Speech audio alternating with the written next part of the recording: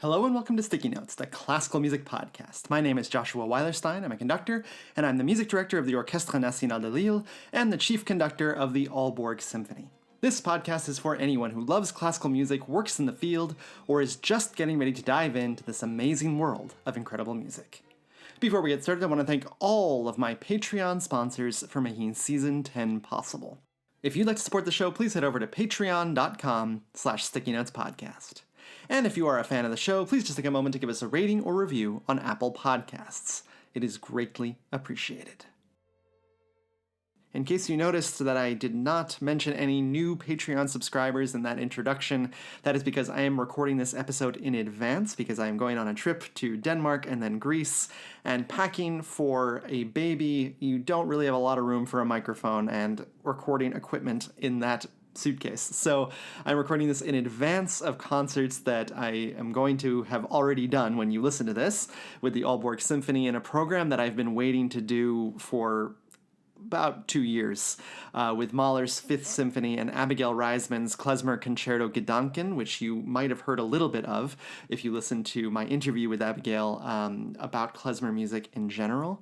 That program will also open with Eric Sandberg, our first horn player's piece, The Barbarian Horde. It's a program that I'm so looking forward to, and I hope that when I talk about it again in a couple of weeks, that I will be able to tell you how wonderful a time it was. And then I will also have just come back from Greece, where I will be teaching at the Kalamata Music Days International Music Festival. I'll be teaching conducting there, one of my favorite things to do every year. In the meantime, please do enjoy this episode on one of the great violin concertos of the 20th century, Bartok's Second Violin Concerto. Hope you enjoy.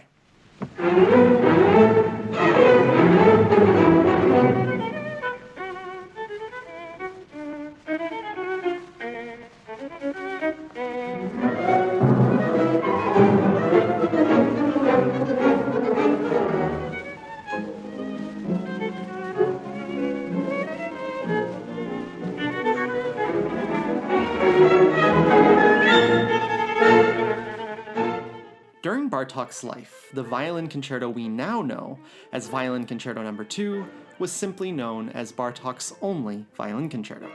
The reason? His first concerto, written when he was a much younger man, had never been performed or published. This was a deeply painful memory for Bartok, who had written the concerto for a woman he was in love with, Stefi Geyer. But Geyer refused both Bartok's advances and the concerto itself, and so it remained unperformed and unpublished until after Bartok's death. Bartok had written other works for violin and orchestra, including a rhapsody written for his friend and recital partner, Zoltan Szekely. Szekely continuously asked Bartok to write him a full-blown concerto, but Bartok refused again and again, until finally, in 1936, Bartok agreed. But even then, Bartok wasn't so easy to pin down. Bartok resisted the idea of a full-scale concerto, saying to Szekely that he wanted to write a theme and variations for violin and orchestra, but Szekely refused that, and he demanded a 3-movement standard concerto in the great tradition of the violin concerto. Bartok finally agreed to that, but as you'll see later, he found a way to get his theme and variations in anyway. The concerto took 2 years to write, partly due to Bartok being busy with some of his greatest large-scale works, but also because of Bartok's acute stress due to the rise of fascism across Europe. He was constantly thinking of emigrating from his native Hungary, and finally, in 1938, he left for the United States. As he wrote to his friend, quote, "What is most appalling is the imminent danger that Hungary too will surrender to this system of robbers and murderers. Hungary, where unfortunately the educated Christian people are almost exclusively devoted to the Nazi system. I am really ashamed that I come from this class." All of these competing impulses, Bartok's bitter memories of his first concerto, the turbulent political situation, and his seeming lack of confidence in writing a full-scale concerto, contributed to the delay. But finally in 1938, the piece was finished and was triumphantly premiered on April 24th, 1939 in Amsterdam, with Zoltan Szekely playing, Wilhelm Mengelberg conducting, and the Royal Concertgebouw Orchestra. We actually have a recording of this world premiere performance, and you can hear by the reaction at the end that it was a rousing success.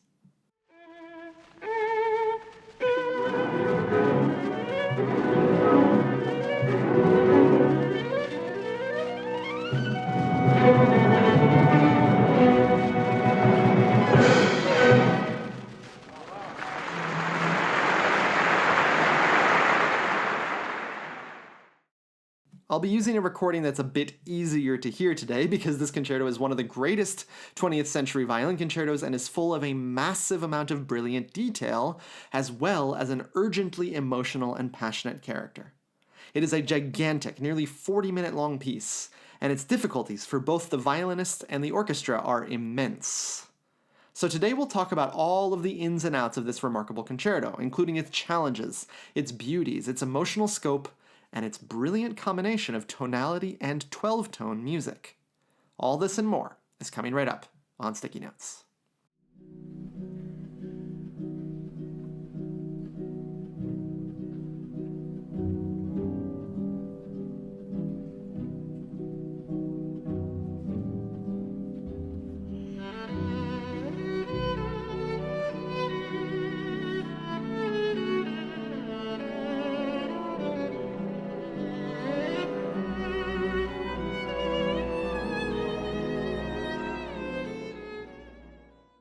Bartok's music can be characterized by a few tropes that appear in so many of his greatest pieces. A love of folk music, rapid tempo changes, a mix of tonal and atonal elements, and often, though not in this piece nearly as much, Bartok's so-called night music, which is a description of Bartok's distinctively atmospheric writing in pieces like the music for strings, percussion, and celeste, the divertimento, and his concerto for orchestra, among many other pieces. The first three tropes, though, the folk music, the tempo changes, and the mix of tonality and atonality, are present throughout this concerto. With that said, Bartok never actually uses authentic folk songs or dances in the concerto. Bartok, who could be described as the world's first ethnomusicologist, traveled into Eastern Europe with a primitive recording device to listen to real folk musicians performing their music, and then painstakingly transcribed these songs and dances so that classical musicians could perform them. Bartok's works count as one of the great treasure troves of music ever compiled. And I've covered this topic on almost every one of my other shows about Bartok's music, especially in my show about his violin duos. But in the case of this concerto, there is certainly a rhapsodic folk element to much of the music, but the main theme itself is Bartok's own, and it will come back in many surprising ways throughout the piece. And what a theme it is, unfolding over a gently insistent B major chord in the harp. Bartok writes a line that passionately spins out from the violin, rhapsodic, folk-inspired, and epic, all in equal measure.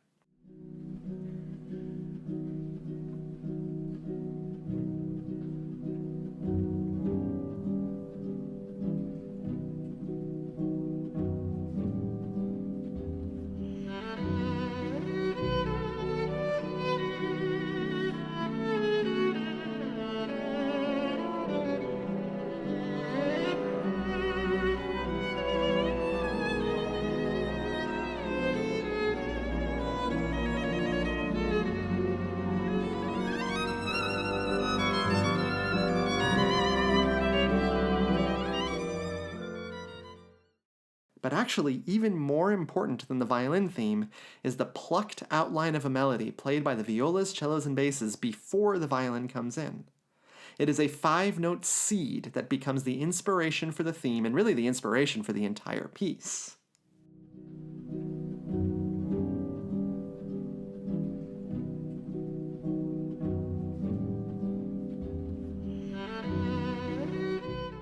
The movement is in sonata form, meaning an exposition with the main themes, a development where those themes are turned over and transformed, and a recapitulation where the themes come back, followed by a coda.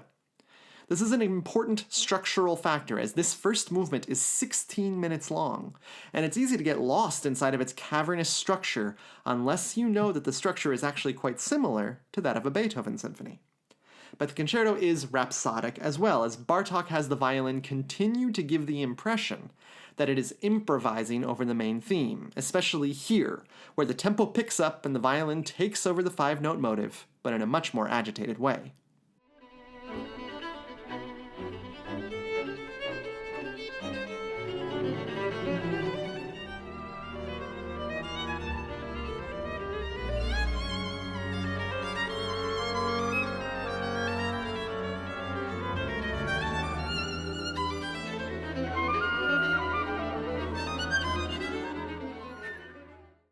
This leads us to the first place of immense difficulty for both the soloist and the conductor. Structurally, Bartok is leading us to the big main statement of the theme by the orchestra, but the way he gets there is unique. Listen first, and then I'll explain why it's so difficult.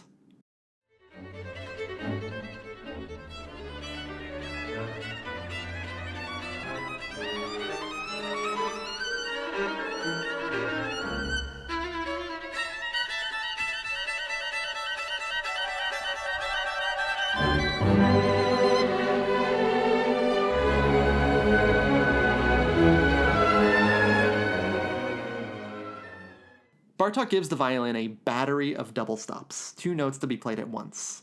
And due to the close intervals, they are extremely awkward to play and hard to play in tune.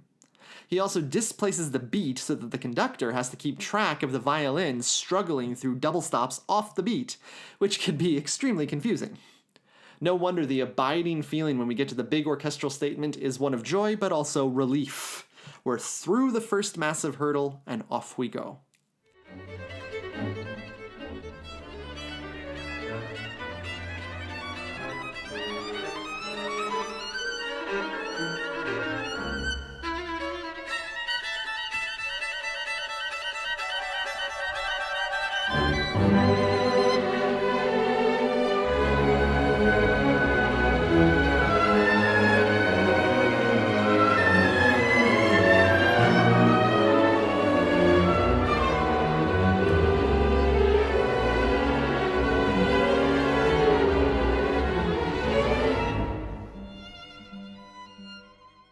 Another trope of this concerto is its stops and starts.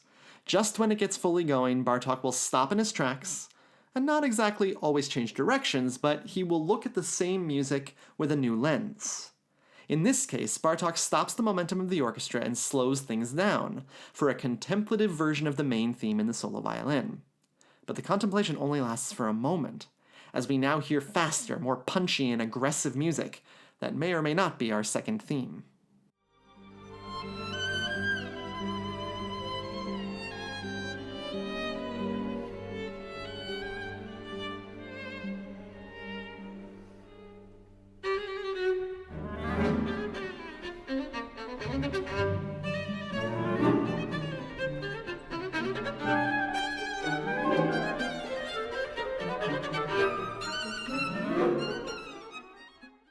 It certainly goes on long enough to be a second theme, and in the last movement, we'll come back to that, but this extremely chromatic music is merely a transition to the real second theme, and I think it is one of Bartok's most ingenious themes. Once again, listen first, and then I'll explain.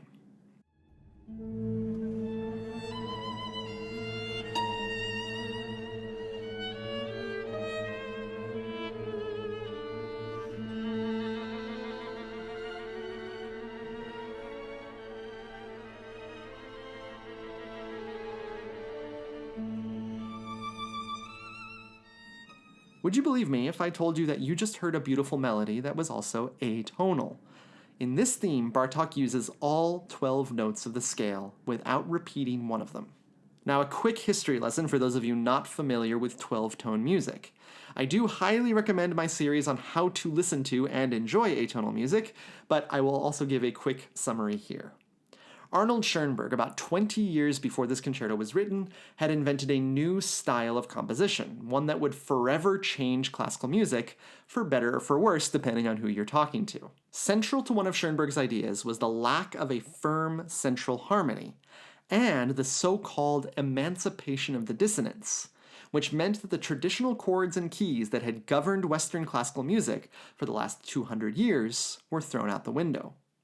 One of the techniques used in this new atonal music was the 12-tone system, where a row of 12 notes was created that included all 12 notes of the scale without repeating any one of those pitches.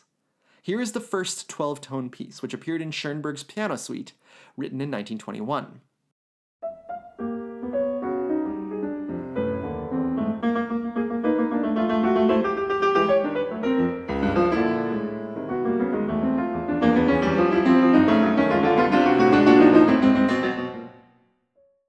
To say that this was hugely controversial is an understatement, but it caused a total revolution in music that persists to this day. Bartok was not immune to this at all, and many of his works do experiment with atonality or the 12-tone style.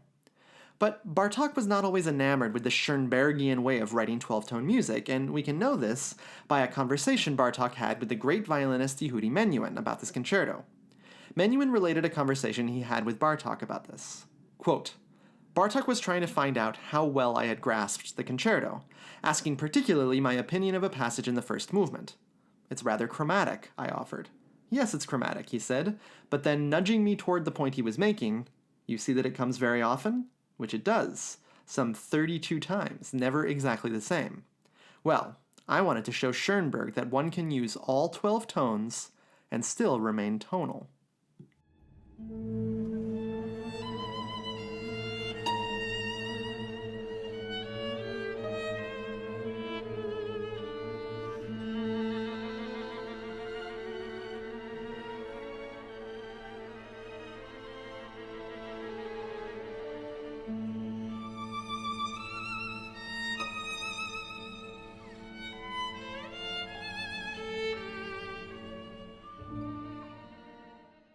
From here, the form becomes a bit more hard to follow, as where the development specifically begins is not that easy to identify. The first hint of it is a violent interruption from the orchestra, which sets the violinist off on another technically demanding rampage over the instrument.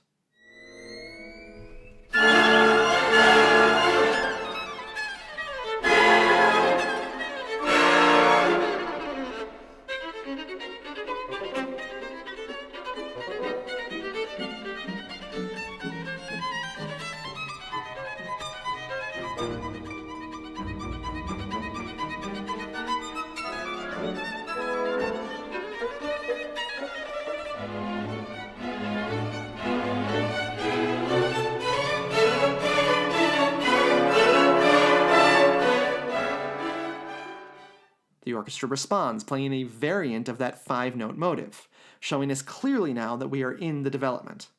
And in case we weren't sure, Bartok again stops in his tracks and allows the violin itself to play the 5-note motive as a melody over the harp once again, recalling the beginning of the piece in achingly beautiful nostalgia.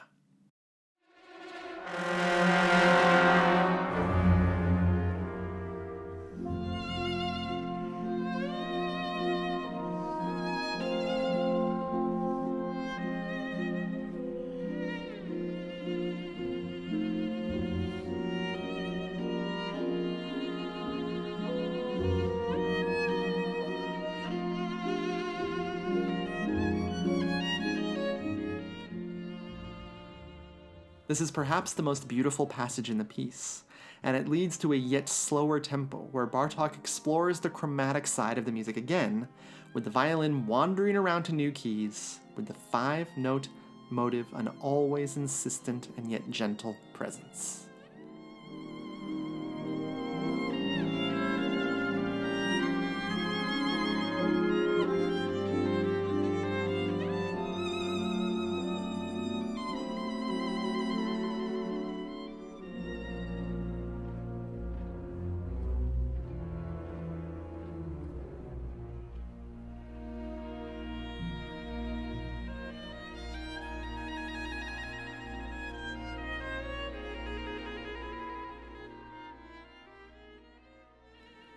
But Bartok has a way of taking that chromatic music, which might be hard to listen to, and to create a remarkable variety of that chromatic music that masks its intense harmonies. As the tempo slows down more and more and the music seems to be fading away, the violin suddenly comes back to life, playing the chromatic music but in a folksy, almost celebratory way that is responded to with equal vigor by the brass section.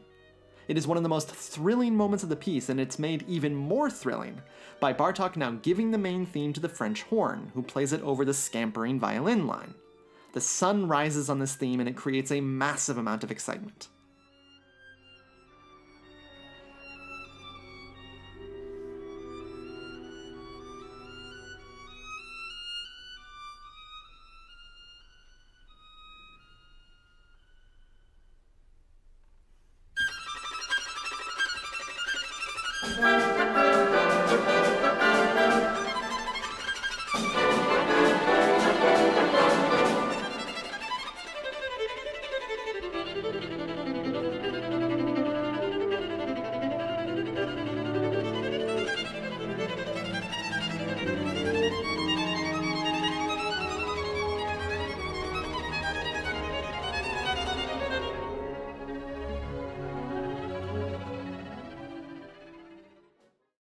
Another stop, and another new lens as the recapitulation comes into sight. Bartok inverts the main theme. Everything that goes up in the first theme now goes down, and vice versa. But it is accompanied by a magical mix of the celeste, the instrument that makes the sugar plum fairy dance and the nutcracker so distinctive, the harp, and violas playing close to the bridge, creating a raspy sound. It's like Bartok has created twinkling stars in this moment.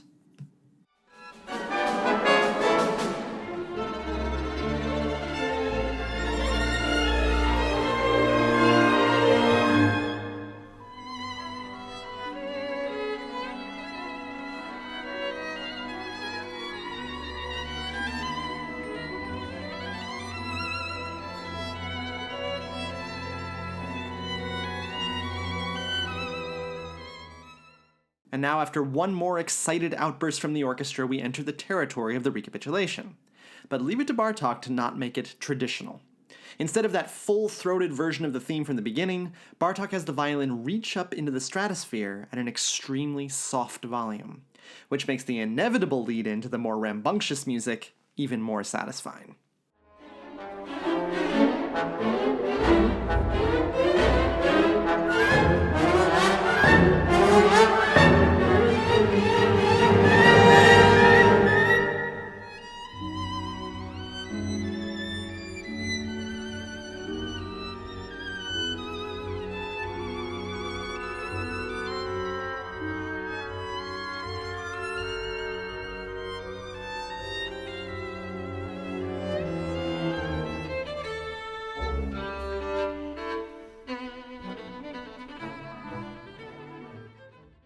Far from compressing his recapitulation, Bartok expands it out, using that element of the five-note motive that includes a fifth to create a powerful brass fanfare that seems to inspire the entire orchestra into a state of wild celebration.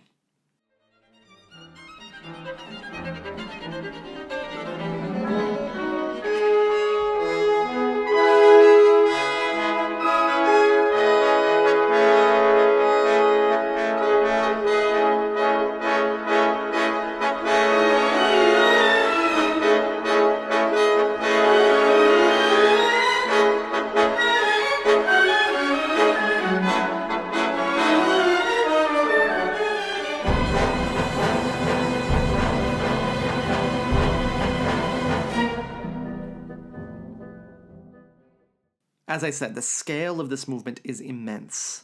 We've been going for 12 minutes now, and Bartok is only now going to arrive at the cadenza, or the long solo section, for the solo violin. To get to it, Bartok takes this idea from the exposition,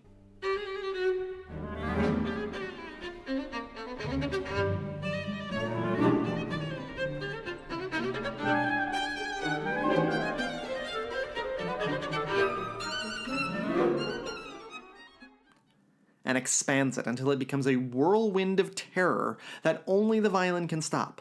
Finally, the violin calms the orchestra, and after a passage of deepest mystery, the cadenza begins.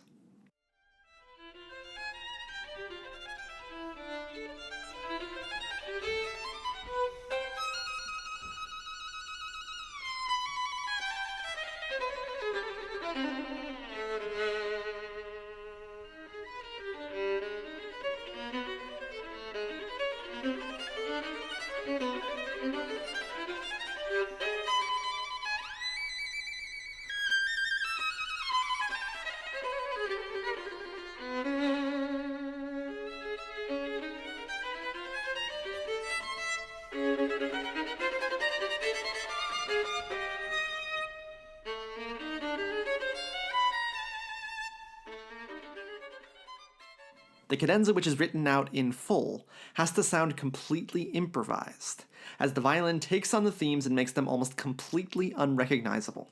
Throughout the cadenza, the violin escalates in intensity, until this music from the development returns, though with more urgency than before. And in a kind of summary of the entire work so far, Bartok has the violin, in quick succession, play that excited developmental music, then a passionate exclamation point on the main theme, played as loudly as possible, followed by the five-note motive excited music from the beginning. This is a whirlwind, like we're getting a greatest hits montage from the whole movement.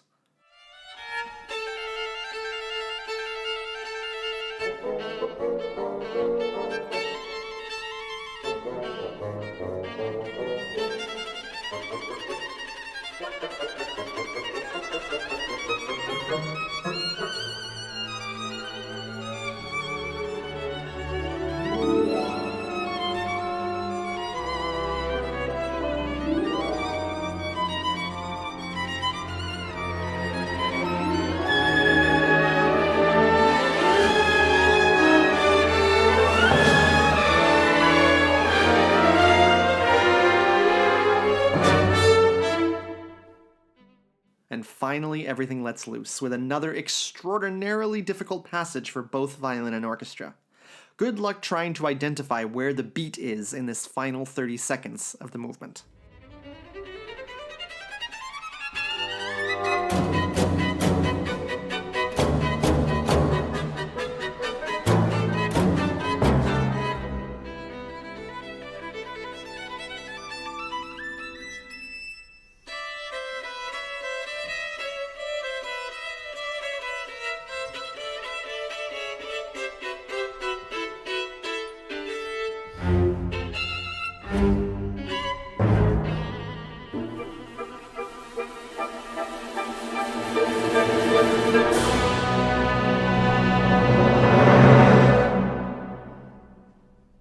This coda is an incredible release of energy, and one that makes this first movement so satisfying to perform and to play, despite its difficulty. The only thing is, you then turn the page and realize that there are nearly 20 minutes left in the concerto, and you suddenly realize just how tired you already are. And as you turn to that second movement, you see that Bartok got his wish to write a theme and variations after all. The second movement is a large-scale theme and variations movement, based on this gorgeous and yet somewhat hesitant theme, played by the solo violin.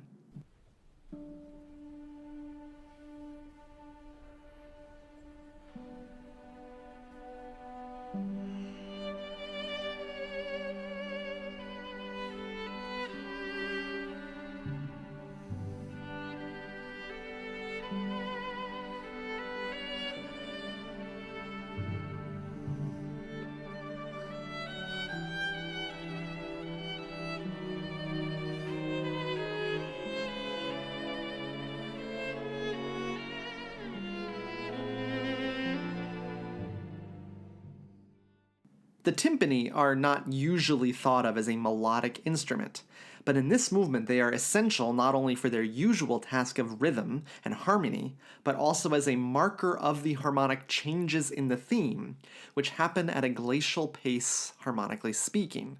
So in a sense, the timpani becomes that melodic instrument. It's amazing that after all of the fire of the first movement, that within 30 seconds of this slow movement beginning, that we feel in a completely different world.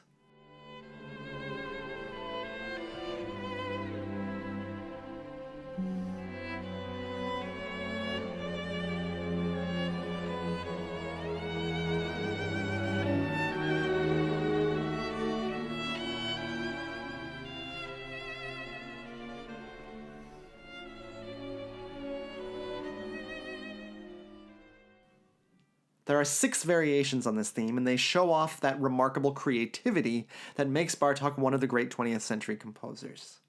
The first variation is slightly faster, and it essentially adds figuration to the main theme. But again, the timpani is that melodic driver as well, playing very nearly a duet with the solo violin. Now, a solo violin timpani duet is not something that very many composers would have thought of, though perhaps this is a nod to Beethoven's Violin Concerto, which does have a vital role for the timpani.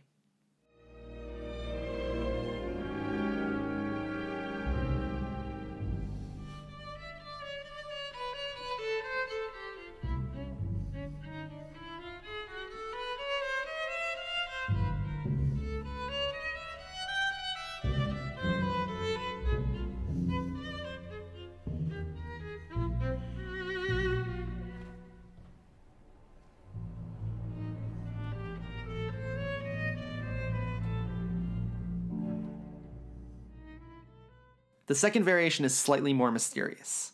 The tempo slows down a bit and the theme is less easily recognizable. In his continued desire to create duets between unusual instruments, Bartok now has the harp carry on the line from the solo violin every time it finishes a sentence.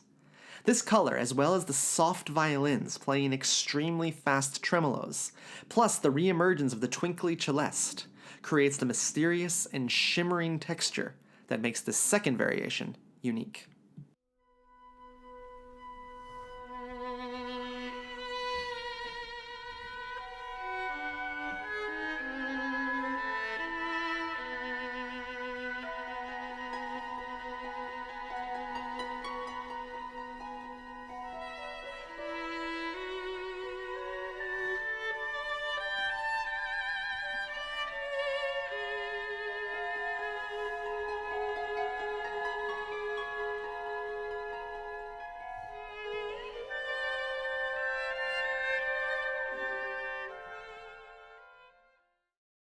Everything changes in the third variation.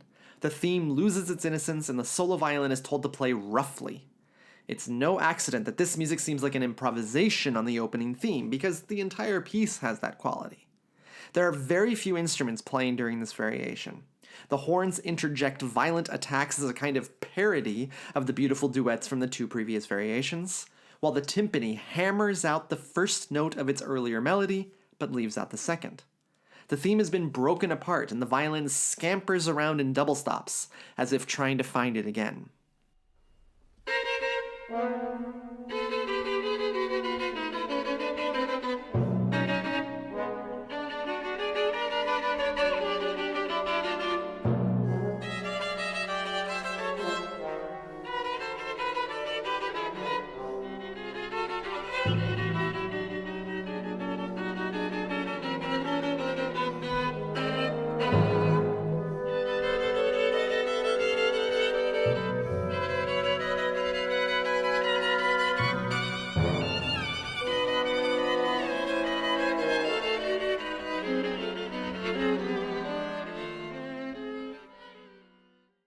The fourth variation is the most mysterious and is also the softest variation.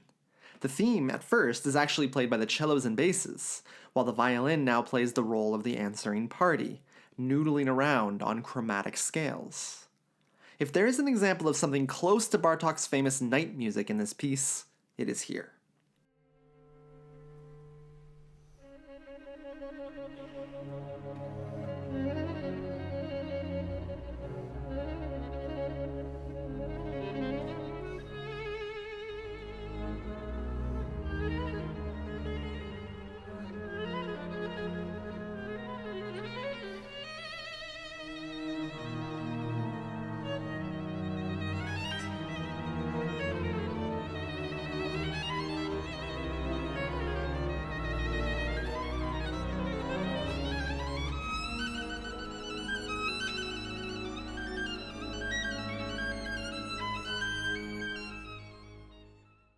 But this variation is also perhaps the emotional center of the movement.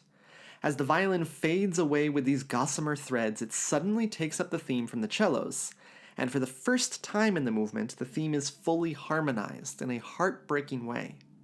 The variation ends with a fully harmonized minor seventh chord, something we would not expect in a movement or a piece like this. It gives a sense of both resolution and a feeling of going on, perfect in a theme and variations movement.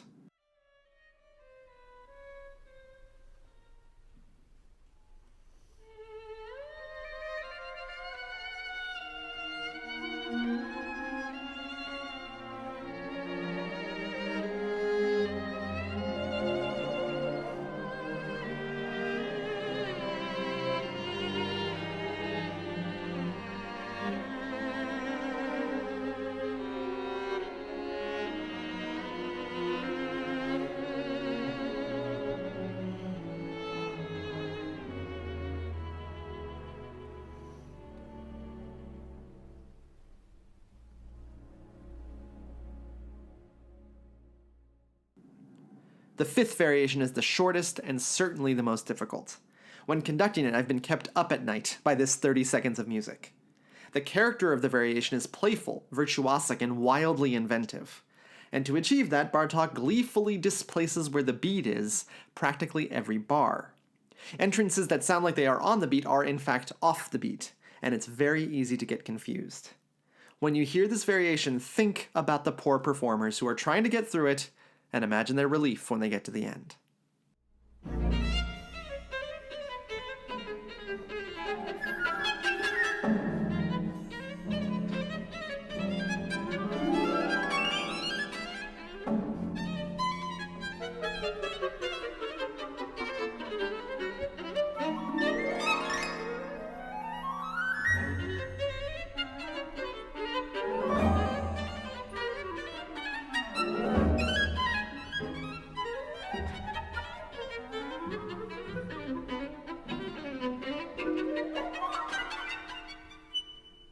The sixth variation is my favorite, not only because I'm done conducting the fifth variation. It is a variation full of humor, with the strings playing pizzicato or plucked notes, the timpani and snare drum interjecting with soft and funny rolls, and then most notably, the strings sometimes coming out with plucked notes that are quintessential Bartok. Bartok asks the strings to play pizzicato with such force that the string rebounds against the fingerboard, creating a snapping sound. This marking is so associated with Bartok that even when it appears elsewhere in other composers' music, it is often called a Bartok pitz by the performers. This Bartok pitz dominates this variation, always interjecting at the funniest possible moment.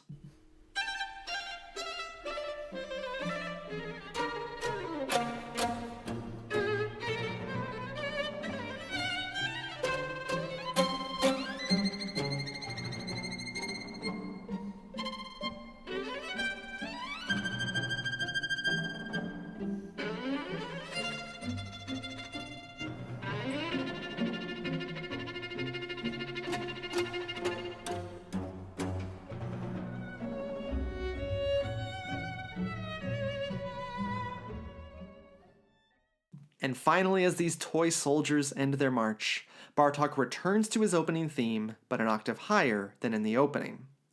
The violin plays the entire theme and the movement fades away gracefully. A perfect theme and variations movement that has fully explored all of the possibilities it promised at the beginning.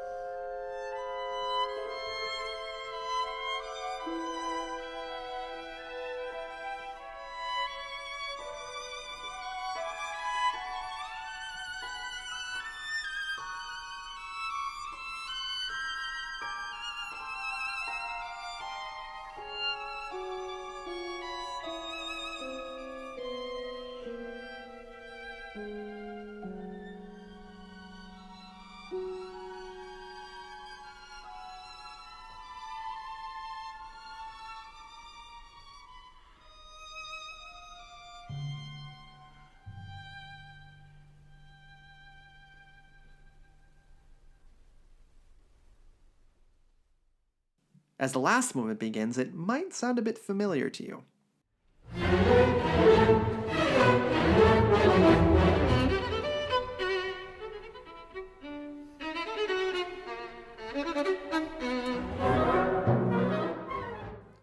It is in fact a variation on the opening theme of the first movement.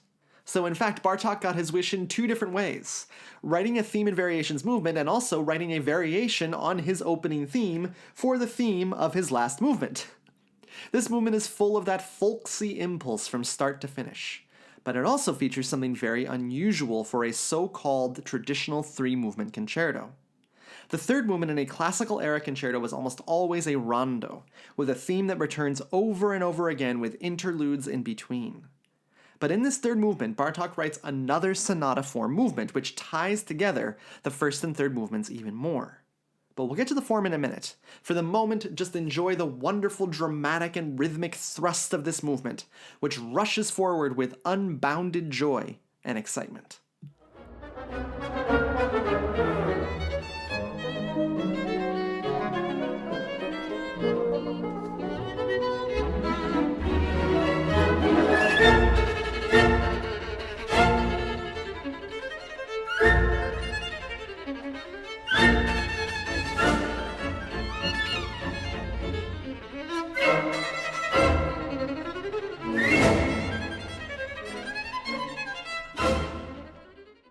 The movement also features an amazing amount of virtuosity from start to finish, not only from the soloist. Here the orchestra responds to a barrage of triplets in the violin, only to take over the theme itself, but the 2 bars preceding are of such rhythmic difficulty that I was told by multiple conductors to just ignore them, since there's no way they could ever be together. All of this tension results in a brilliant display of the theme from the orchestra, again rushing forward with joy.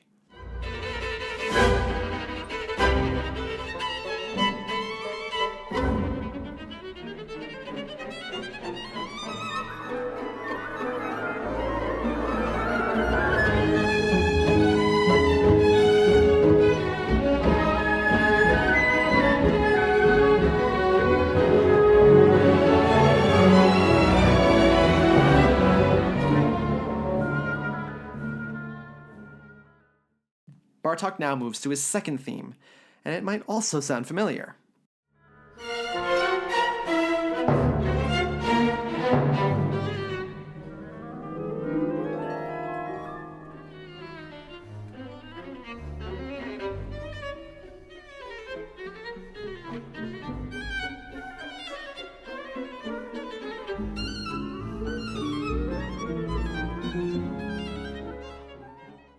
This is from this moment in the first movement.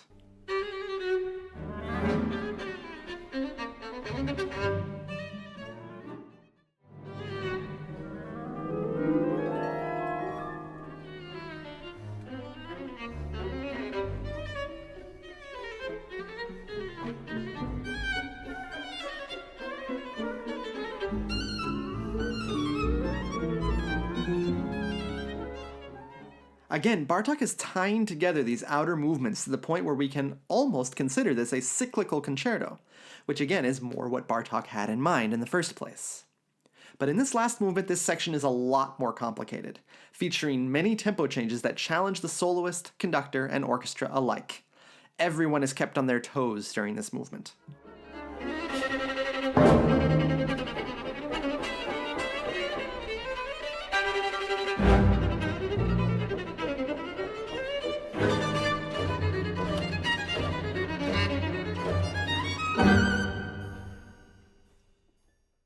The second theme becomes increasingly excited with more and more interjections from the orchestra, constantly upping the ante on the soloist.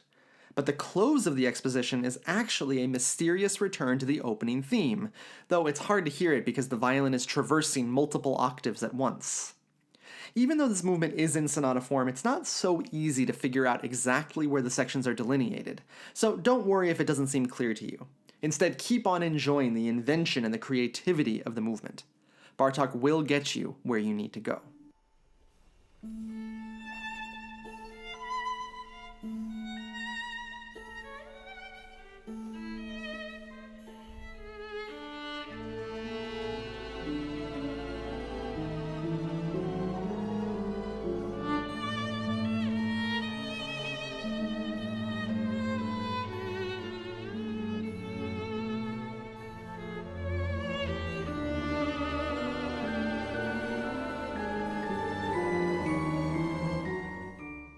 The development begins with more triplets, with the orchestra in support now, pushing the soloist to even more dizzying heights. This kind of music is pure Bartok, what I like to call heavy metal classical music.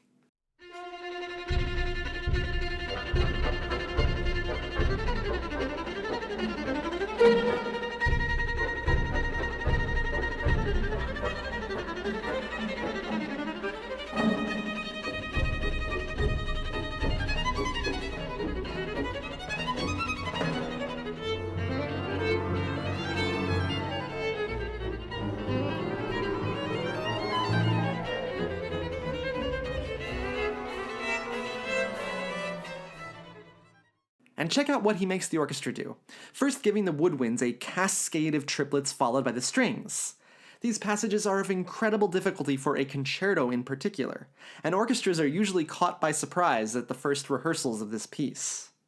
As we get further on, I'll point out some more of the difficulties of this concerto, as this movement might be one of the most challenging movements in the entire concerto repertoire to put together.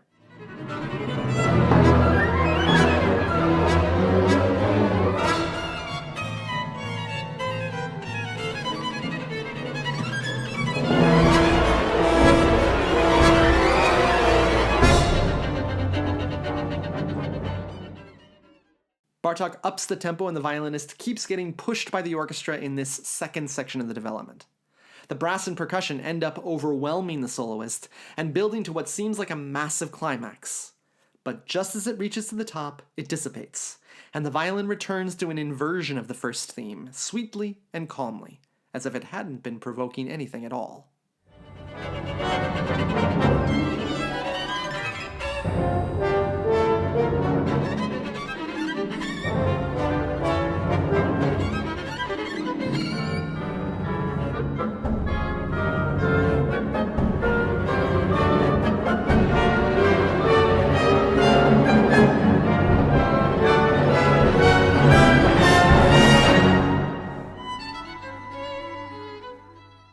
And the tempo slows down until the orchestra, becoming impatient themselves, now decides to pick up the tempo, whether the soloist wants to or not.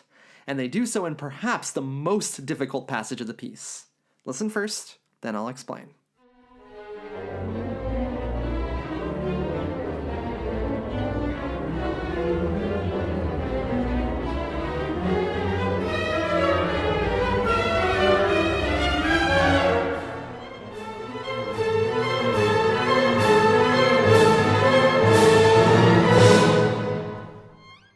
What Bartok has done is created a little canon, but one beat apart, meaning that the motive ba-ba-da-ba-ba-da-ba-ba-dum is happening in a very fast tempo, all one beat apart, which is borderline impossible to play.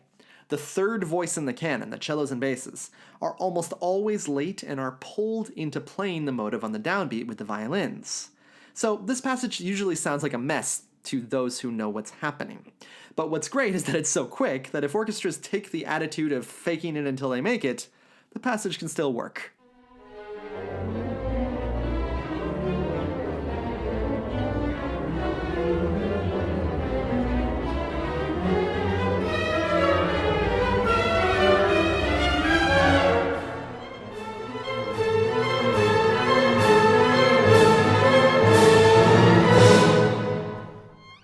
And we're now in our recapitulation, but just like in the first movement, the theme is brought back in a calm and gentle way, rather than forcefully and rhapsodically. The violin is in the stratosphere again accompanied by its friend throughout the piece, the harp.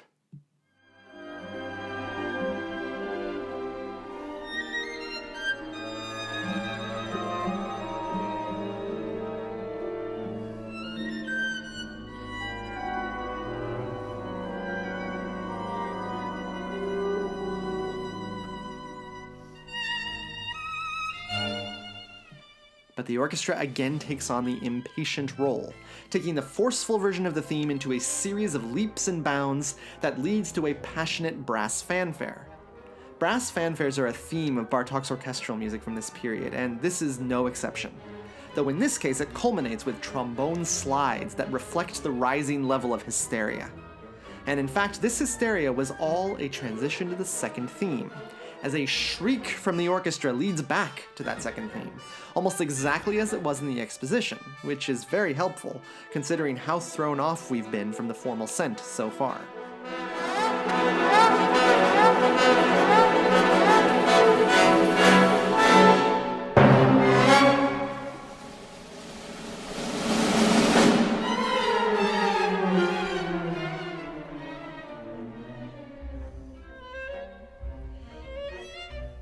As the recapitulation fades away, a long coda begins, and the challenges are just beginning. It's here that everyone involved on stage is starting to show signs of mental fatigue, which is a shame since the most difficult passages of the piece are coming up. Bartok writes 30 different tempo indications in the final 3 minutes of the movement. And in lieu of showing you each of them separately, I'm going to give you a bird's eye view into conducting this final section by playing you the entire final couple minutes, with me calling out what I'm doing as a conductor in response to those tempo changes. I'll tell you all the tempo changes and whether I beat the time in 1 or in 3 or in 1 bar in 2. Strap in and let's head to the end of this concerto. Assai lento, quarter note equals 152, accelerando, starting in 3 and then beating in 1. And I've already gotten to mosso, a faster tempo. Tempo 1, slightly slower tempo. Mosso, slightly faster tempo.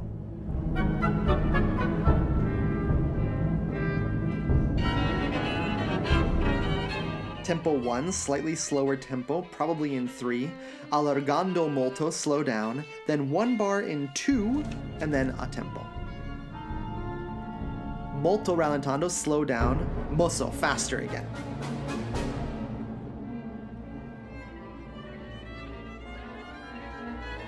Rubato, meaning to play freely. Rallentando, to slow down. A tempo, mosso. Rallentando, 2, a sostenuto tempo. Fermata, meaning hold.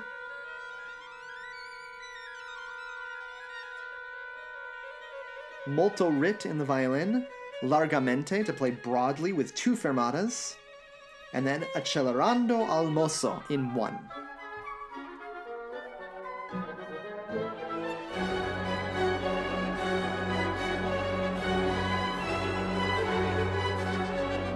Pause.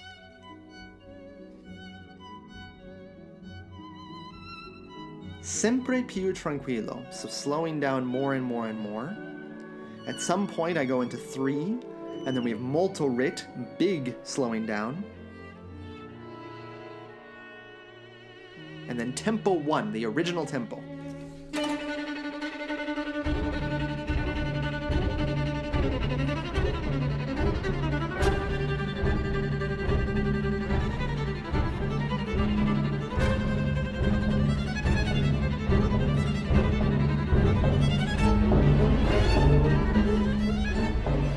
Risoluto, slightly slower. Poco allargando, stretching the tempo, and then 2, a new tempo that is slower.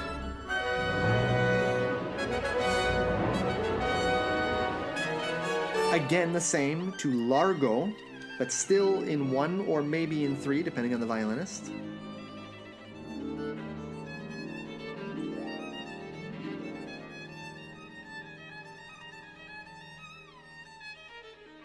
Sostenuto y largamente, broad and sustained, in 3 here. Then risoluto in 1. And then finally, poco rit to the end.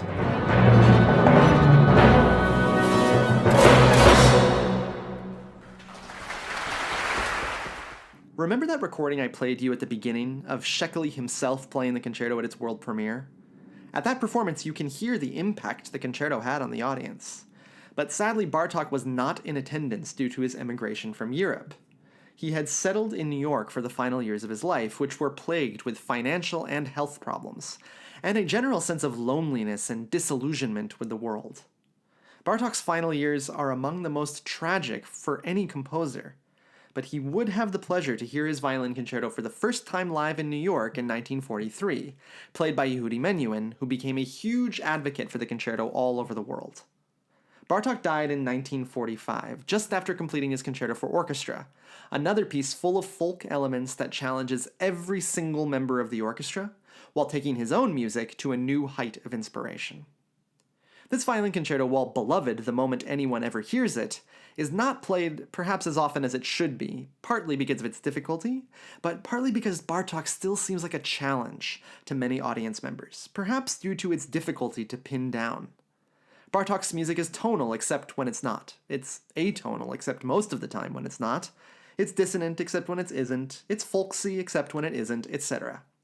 In essence, Bartok was the ultimate 20th century composer, taking great advantage of the new voices that were populating the world of classical music, and creating something that truly reflected both the music of his own people and the classical concerto at the same time.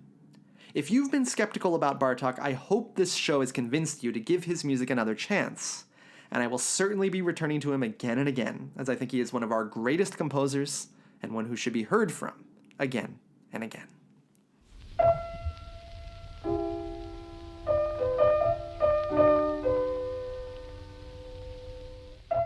Thanks so much for listening to Sticky Notes today. We'll have some more exciting stuff for you in a couple of weeks, so don't miss our next episode. If you like what you heard today, please feel free to rate and review the show on Apple Podcasts. It really helps the show gain more visibility. And please send any questions to stickynotespodcast@gmail.com or my Facebook page @StickyNotesPodcast, and I'll get back to you as soon as I can. And if you'd like to support the podcast monetarily, just head over to patreon.com/StickyNotesPodcast. Thanks, and I'll talk to you again after a while.